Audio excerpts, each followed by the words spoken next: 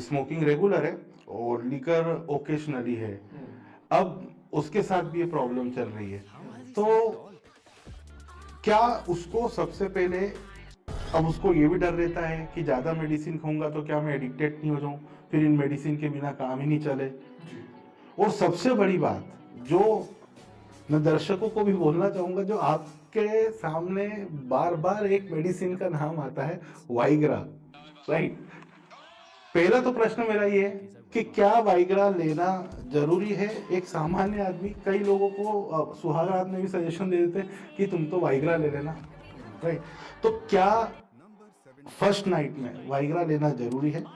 दूसरा, फ्यूचर में भी क्या वाइग्रा लेना जरूरी है? देखिए, फर्स्ट नाइट पे अगर आपने अपने दोस्तों से पूछ के, रिश्तेदारों से पूछ के या इंटरनेट पे देख करके वाइग्रा ली है, तो वो आपको कायदे से बिल्कुल नहीं लेनी चाहिए।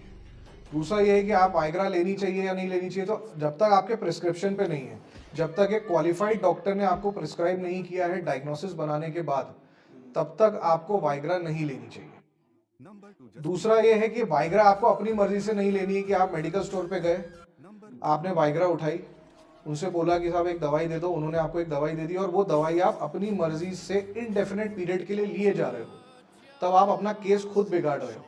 तो आपको किसी पे भी उंगली उठाने का हक नहीं है कि मैं पहले से ही एक पेशेंट था, मुझे इस डॉक्टर ने ये दवाई दी, अब इसका मैं आदी ना हो जाऊं। तो मुझे सारे मरीजों से ये दिक्कत है कि जब तक आप दवाई अपनी मर्जी से ले रहे हो तब तक आपको चीज़ों में कोई दिक्कत नहीं आती, पर जब आपको कोई डॉक्टर प्रिस्क्राइब करता है तब आपका जो सबसे पहला सवाल आता है ट्रीटमेंट शुरू करने के पहले, आदत तो नहीं बन जाएगी और ये कब तक लेना पड़ेगा।